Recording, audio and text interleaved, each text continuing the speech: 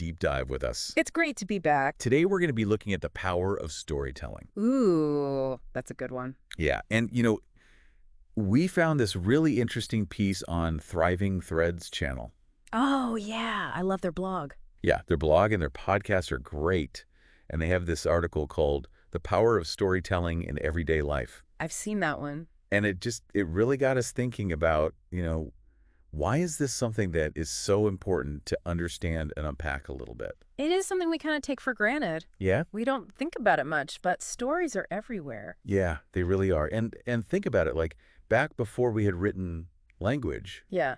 stories were how we That's how we did everything, right? preserved history and shared knowledge. Shared knowledge, yeah. And even like formed cultural identities. Totally. Hey, can you imagine like sitting around a fire and, the elders are telling stories Oh, yeah. about, bravery or, things to watch out for? Like the cautionary tales. Yeah, like be careful of this or, this is what a hero does. Exactly. And that was how people learn. Yeah, it wasn't just entertainment. No, it was like survival. Yeah, for sure.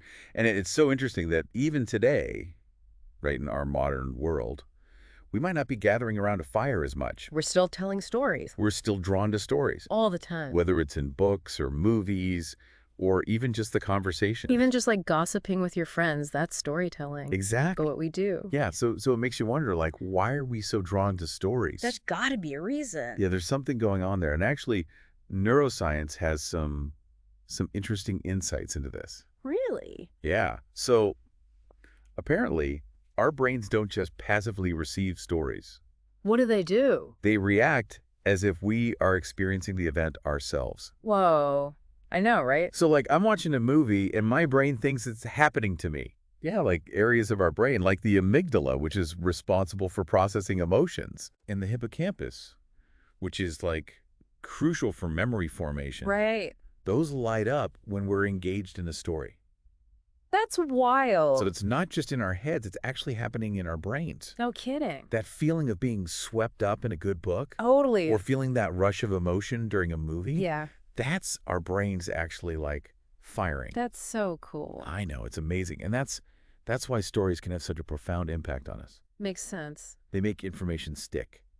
They influence our feelings. Wow. And they even shape our understanding of the world. So they're more than just entertainment. Yeah, it's not just about like, oh, that was a fun story. It's like, no, they actually have real power It's powerful stuff. to influence how we think and behave. That's amazing. And think about like marketing uses storytelling Oh, yeah. all the time To sell you stuff. to connect you with brands. Oh, yeah. And leaders use it to inspire and motivate their teams. For sure. It's about tapping into that human response to narrative. I love that. Okay, so we've established that storytelling has this deep-rooted power. Yeah. But how does that translate to our personal lives? Right. Because we're not all like running companies and selling Right, products. they're not all CEOs or marketing gurus. Yeah. But you know what? We all tell stories every day. We do. Yeah. Think about it. Have you ever like told your friend about something funny that happened? Oh, yeah. Or shared a memory with someone you love? Right. That's storytelling. Yeah. You're building connections, Right. shaping your identity and Yeah. expressing yourself. I hadn't thought of it that way. All those little conversations. Yeah. That's storytelling. They all contribute to this bigger picture. It's all part of like the human experience. The tapestry of human experience. Totally. And it goes beyond just talking. Oh, Think about writing, Okay. like journaling or blogging. Uh-huh. That's storytelling too. That's true. You're processing your experiences, exploring your thoughts and feelings, having a dialogue with yourself. I like that, having a dialogue with yourself. Yeah. Yeah, and what about those family stories? Oh, yeah. The ones that are passed down. Like at Thanksgiving, Yeah, at gatherings. my uncle did this and... Exactly. And those are more than just anecdotal. Oh, yeah. They carry traditions, values, a sense of shared history. Like where we come from. It's really powerful. It is. So we've talked about how storytelling is interwoven into our personal lives. Yeah. But how does this power translate into the professional world? Okay. Like, is it really that impactful Good question. in a setting like a business presentation? You would be surprised. Really? Yeah, imagine sitting through a presentation. Okay. It's just like bullet points and data and data and data. Death by PowerPoint. Exactly. Yeah. Now imagine someone gets up there Okay. and tells a story. Okay. Which one is going to be more engaging? Oh, the story for sure. Right, and more memorable. Way more memorable. But it's not just about entertainment. Studies have shown that putting storytelling into presentations, it helps people remember. Oh, wow. It makes them pay attention. Really? And it can even change their minds about things. Wow. So there's actually science behind that, Yeah. that stories make us more receptive to information. It's crazy. Yeah, and that makes me think about, like, some of the best leaders I've encountered are also great storytellers. The best ones are. They know how to connect on a human level. It's not just telling you what to do, it's Yeah. getting you to feel something. Exactly. And that makes you want to follow them. Yeah, and speaking of connection, what about team building? Ooh, that's a good one. Can storytelling play a role there as well? Big time. Really? Yeah, because if you share personal stories, Okay. especially if you're a little bit vulnerable Yeah. or funny, Okay. it breaks down those walls between people. That's true. You get to know each other. Yeah. You build trust. And camaraderie. Totally. It's like we're all human here. Right, we're all in this together. We've all got stories. Yeah, it's a very powerful thing. It is powerful. So we've looked at storytelling in our personal lives, Mm. the workplace, and how it shapes families. Yeah, we've covered a lot of ground. But this isn't just a Western thing, Yeah. right? No. Like, I've always been fascinated by how stories connect us across cultures. That's a great point. Like, you think about indigenous cultures Yeah. and how they use oral traditions to pass down wisdom and history It's amazing. through generations. Like, it's more than just stories. Yeah. It's their knowledge, their beliefs, their values. It's their identity. It connects them to their ancestors and their land. It's so powerful. It is, and it keeps that information alive. Right. It doesn't get lost. Yeah, exactly. And even like those fairy tales and fables that seem so universal. Oh, I love those. Yeah. They often carry these subtle cultural nuances. Totally. Like the same story Yeah. can have a different meaning. Depending on where it came from. Right. Because it reflects what that culture thinks is important. Yeah, like their views on morality and social norms. Even how they understand nature. And it's fascinating how these narratives I know. passed down through centuries Yeah. shape our understanding of ourselves and others. It's like a window into different worlds. It really is. And it's amazing to think about how these shared narratives, regardless of where they come from, create a sense of community and belonging. It brings us together. Yeah, it reminds us that we're all part of this larger human story, I love that. connected by experiences that transcend time and place. It's beautiful. It is. But how has storytelling evolved in the digital age? Oh, that's a big one. It feels like things have changed dramatically Things have changed. with social media and the internet. For sure. Yeah. So what are your thoughts on that? Well, it's pretty exciting, actually, because Yeah. now anyone can tell their story. Right. If you have a phone and the internet, you can share it with the world. That's true. And it's not just about how many people see it. It's about all the different ways we can tell stories now. Like, what do you mean? Well, think about like Instagram and TikTok. Oh, yeah. Micro storytelling. Bite-sized. Right. You got to get to the point Yeah. and make it visual. Keep people's attention. It's a whole new skill. And there's podcasts, Oh, yeah. which have exploded in popularity. Everyone's got a podcast. I know, right? And there's something so intimate and engaging about listening to stories unfold through audio. It's like someone's whispering in your ear. Yeah, like you're right there with them. Exactly. And you can really go deep. You don't have to worry about pictures. Right. So you can explore all these complex themes and characters and emotions. It's a very different experience. It is. It really draws you in. And we can't forget about video content, Oh, yeah. which seems to dominate platforms like YouTube and TikTok. It's like storytelling on steroids. It combines visuals, audio narrative Like a whole package. to create something truly captivating. And it's so easy to share. Yeah, it's incredible how technology has not only expanded the reach of storytelling, but has also transformed the ways we tell and experience stories. We've come a long way from that campfire. That's for sure. But speaking of transformation, Yes. there's another aspect of storytelling I've always been curious about. Okay, what's that? Its therapeutic potential. Ooh, interesting. And can you tell us more about that? Yeah, it's a fascinating area, and people are starting to pay attention to it. Okay. Storytelling has always been used for healing and personal growth. Really? Yeah, I mean, think about it. Oh. Before modern psychology, Yeah. people used stories to make sense of their experiences, to deal with trauma, Right. and to find meaning in their lives. Your cope. Exactly. Wow. It's like those traditional healers. They would use stories and metaphors to help people connect with their inner wisdom That's so interesting. and find ways to heal. Wow. And now modern psychology is starting to use this too. Therapists encourage their clients to share their stories. Okay. It helps them process difficult emotions, Right. work through traumatic experiences, Yeah. and understand why they do the things they do. So it's like giving a voice to our inner world, Exactly. helping us understand ourselves better. And sometimes just getting it out there Yeah. can be a huge relief. Right. It's cathartic. Totally. It helps you see things from different angles Yeah. and find ways to move on. So even if we don't consider ourselves writers or storytellers in the traditional sense, Right. there's still value in using storytelling as a tool for self-reflection and healing. Absolutely anyone can do it. So we've covered a lot of ground here, We have. from the ancient roots of storytelling to its evolution in the digital age Yeah. and its potential for healing. Powerful stuff. But let's get practical for a moment. Okay. How can we as individuals become better storytellers? Good question. What are the key ingredients for crafting a narrative that truly captivates and connects? And remember that article from Thriving Threads channel we mentioned at the beginning? Yeah, they had some great advice. They did. They had some really great tips on this. So what did they say? Well, first and foremost, it's all about structure. Structure. Okay. Every good story has a beginning, a middle, and an end. Makes sense. It's like building a house. Okay. You need a solid foundation, strong walls, and a roof that ties it all together. You can't just have a pile of bricks. Exactly. Without structure, a story can feel rambling and confusing.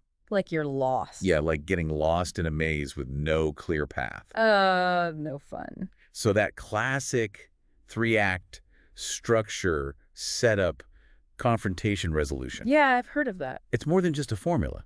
It is. It's a way to create a framework for your narrative. Okay, so it's like a roadmap.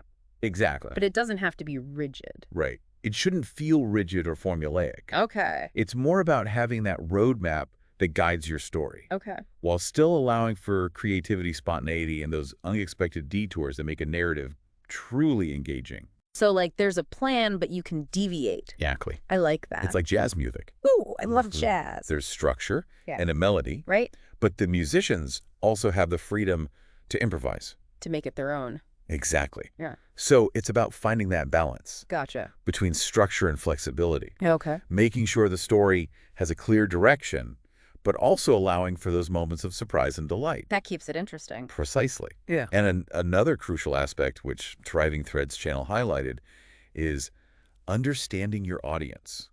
That's a big one. Yeah, it's not about talking at people, No. but rather talking with them, Right. sharing an experience, Yeah. and creating a genuine connection. It's a conversation. It is, and they use this great analogy in the article How was it? of throwing a ball. Okay. You wouldn't just hurl it as Ah. hard as you can. No, you might hurt someone. Exactly, without considering who's on the receiving end. You got to know your catcher. Exactly. You have to adjust your throw. Yeah. Based on their distance, their ability to catch, and their willingness to play. So, like, how far away they are, Yeah, if they've ever caught a ball before, exactly. and if they even want to play. Right. Are they interested? Makes sense. It's the same with storytelling. Okay. You need to consider your audience's background, their knowledge, level, their interest, and even their emotional state. Wow. So you really have to think about who you're talking to. You do, because what might resonate with one audience could completely miss the mark with another. That's good advice. So it's really about taking the time to understand your audience. Okay. What are their interests, their pain points, their aspirations? Right. What makes them tick? Exactly. And knowing these things allows you to tailor your story in a way that speaks directly to them. Like you're speaking their language. Precisely. Yeah. And once you have a sense of your audience, you can start thinking about how to bring your story to life with vivid imagery and descriptive language. Okay. Thriving Threads channel emphasized the importance of engaging all the senses. All the senses. Sight, sound, touch, taste, and smell Wow. to create a truly immersive experience for the listener. That's a tall order. It is, but it's so powerful. Give me an example. Okay, so instead of saying the food is delicious, Okay. you could say something like, the aroma of roasted garlic and rosemary filled the air, and the first bite of the juicy steak melted in my mouth like butter. Oh, yeah. That's way better. Right? It makes you feel like you're there. It paints such a vivid picture in your mind. Totally. Those details transport your audience to that moment, Wow. making them feel like they're right there with you, That's powerful. experiencing the story firsthand. I love it. But details aren't just about sensory appeal. What else can they do? They can also reveal character, set up the mood, and even foreshadow events. Whoa. A skilled storyteller knows how to use details strategically Yeah. to enhance the emotional impact of their narrative. That's tricky. It's a subtle art. Give me an example. Okay, so think about those classic detective novels, I love those. where the author might describe the way a character nervously taps their foot, Okay. or the faint scent of perfume lingering in the air. Right.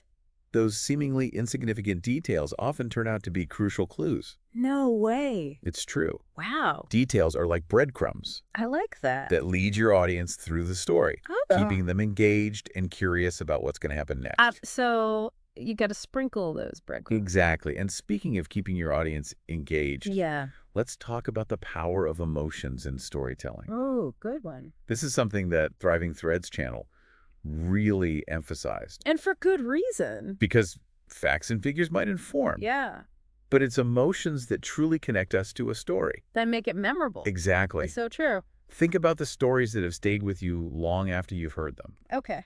They're likely the ones that made you feel something. Yeah, like joy, sadness, anger, fear. Exactly. Our brains are wired to remember emotionally charged events more vividly. Than neutral ones. So if you want your story to stick, you Yeah. gotta make people feel something. You gotta make them laugh. Yeah. Make them cry. Make them think. Make them feel something real. Exactly. And it doesn't have to be over the top or dramatic. Okay. Even subtle emotional nuances can make a huge difference. Interesting. Think of it like this.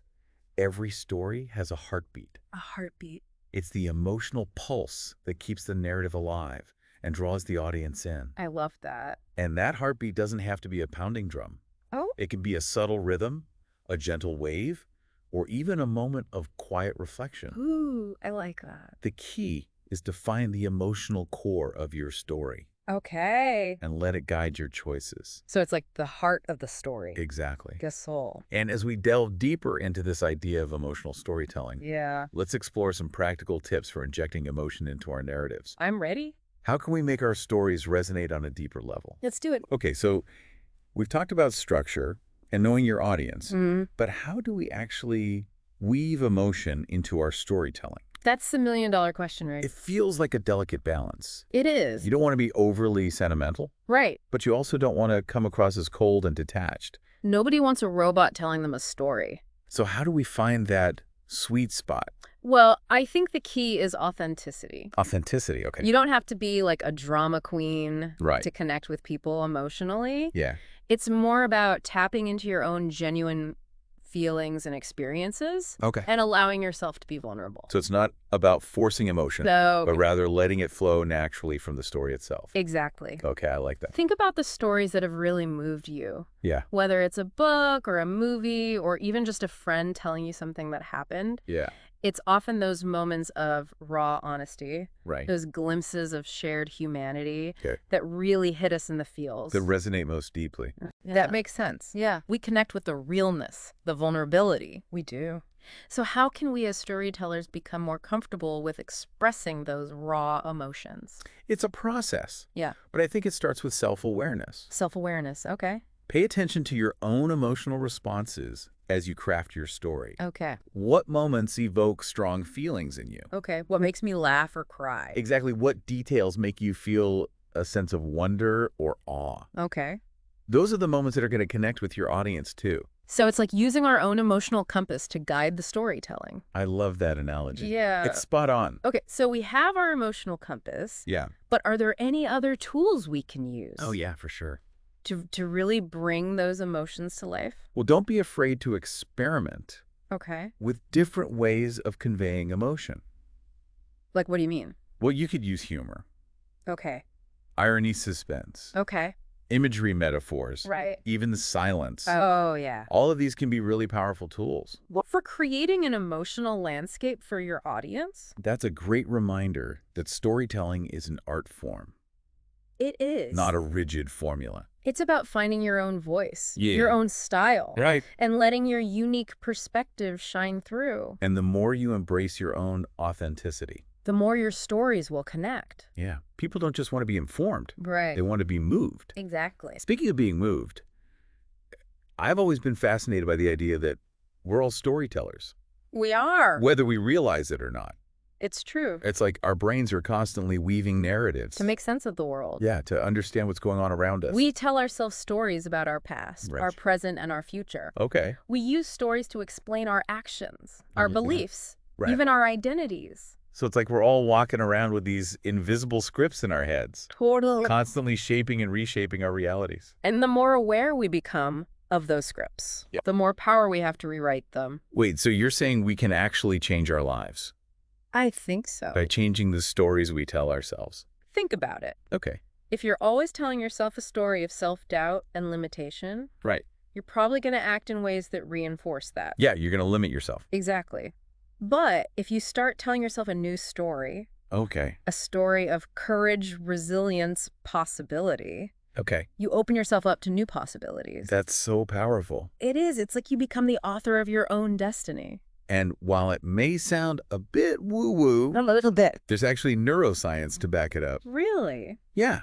When we repeatedly tell ourselves a new story, Okay.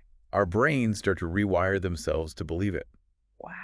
It's like creating a new groove in a record. Okay. The more we play that groove, the deeper it becomes and the easier it is to follow. So it's not just wishful thinking. It's about actually changing our brains. It's about actively shaping our beliefs and behaviors through the power of narrative. You got it. So don't be afraid to dream big, Right. to envision the life you want, Yeah. and to start telling yourself the story of how you're going to get there. I love that. And don't be afraid to share your new story with others. Oh, yeah. Surround yourself with people who support your vision That's huge. and encourage your growth. That makes a big difference. That's like having a cheering section for our personal transformations. I love that. We all need those supportive voices, We do. those fellow storytellers Yeah. who will help us amplify our message. And celebrate our wins. Exactly. Well, we've talked about all these great things about storytelling, We have. but as we wrap up this deep dive, Yeah. I'm left feeling incredibly inspired. Me too. It's amazing to think about how something as simple as sharing a story Yeah. can have such a profound impact on our lives Absolutely. and the lives of others. That's a powerful thing. It really is. It's a reminder that we're all connected, Yeah. that our experiences matter, They do. and that our voices have the power to shape the world. So true. So to our listeners out there, yeah. embrace the power of storytelling in your own lives. Tell your stories. Share your stories. Listen to other people's stories. And never stop exploring the magic and wonder of narrative. It's all around us. And if you're looking for more inspiration, be Mhm. sure to check out Thriving Threads channel. They're the best. They have a wealth of resources on storytelling, personal growth, and creative expression. It's a great place to start. So until next time, Yeah. keep those stories flowing Keep those hearts open. and keep those imaginations ignited. We'll see you next time.